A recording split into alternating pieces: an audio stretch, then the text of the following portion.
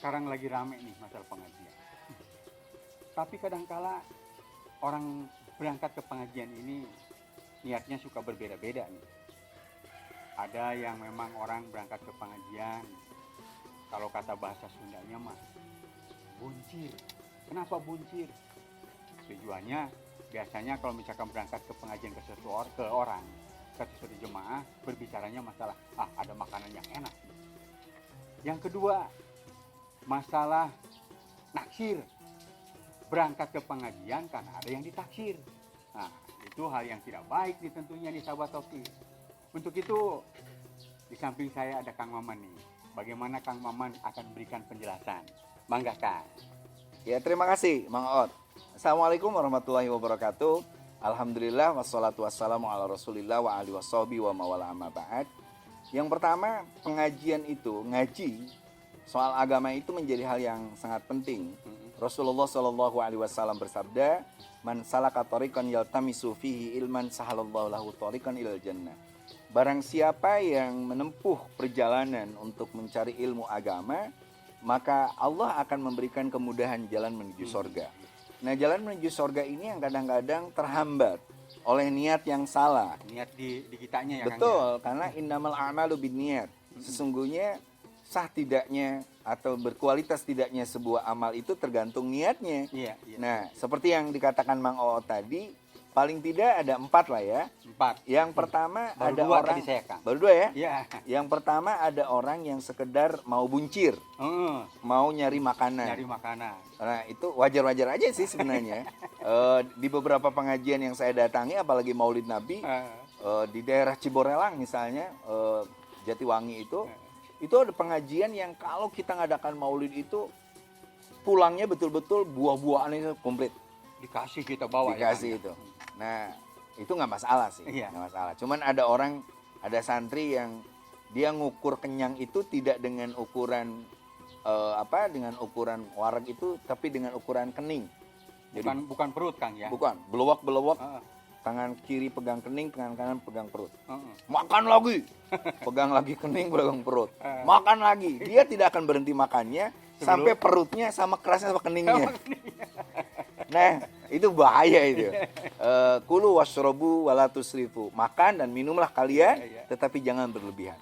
Nah, yang kedua ada orang yang naksir.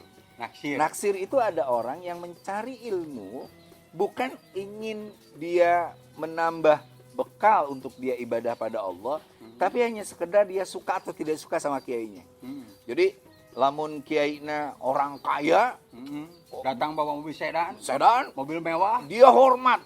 Banyakan aja menghormat karena kekayaan itu hilang 2/3 keimanan. Oh gitu ya. Nggak boleh. Kita menghormat itu karena seorang memang pantas dihormati. Iya. Nah, makanya ada lagi yang karena dia golongannya.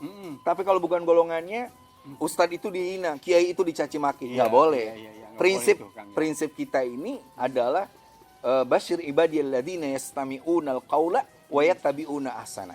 Kita disuruh untuk mendengarkan berbagai pendapat yang berbeda-beda dan ikuti yang terbaik. Jadi jangan menghina ustadz yang beda kelompok dengan kita. Selama dia benar dan baik dan itu cocok bagi kita, wa yattabi'una ahsana. Kita ikuti.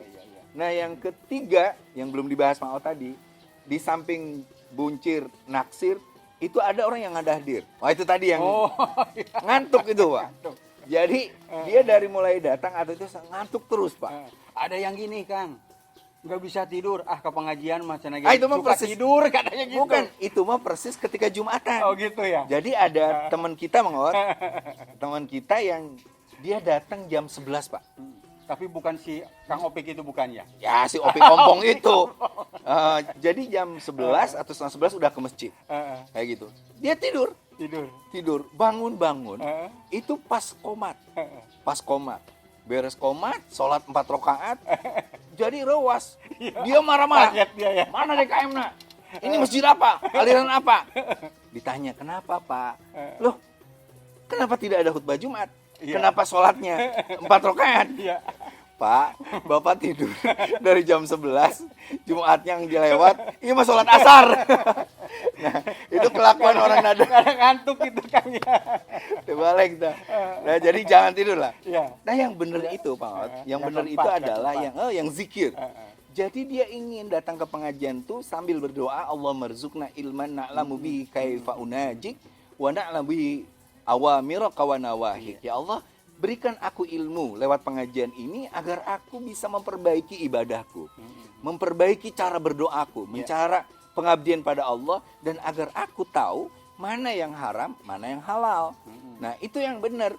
Sehingga kalau dia zikir, dia ngaji semata-mata Allah.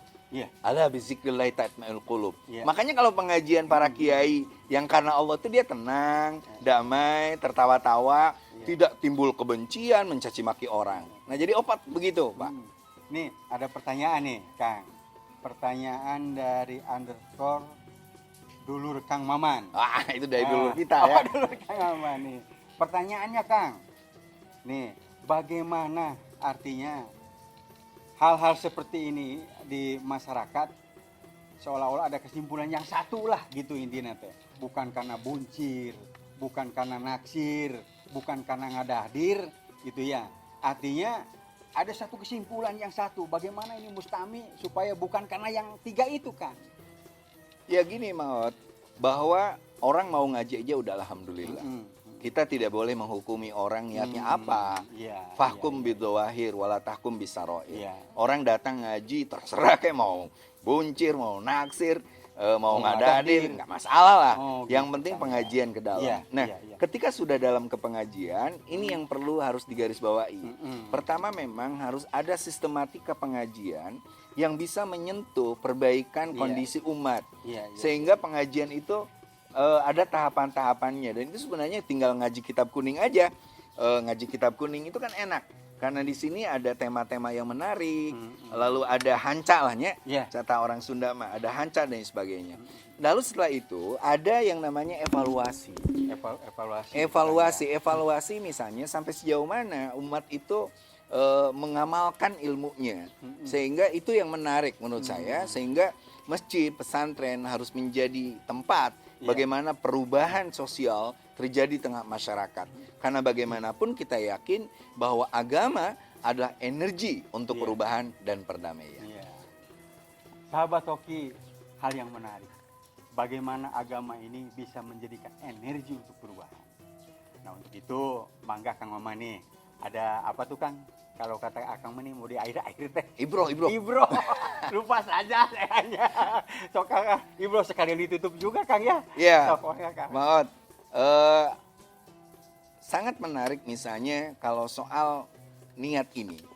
Ada cerita dan itu bisa kita lihat di beberapa syarahnya Ihya Ulumuddin. Ada orang yang masuk neraka.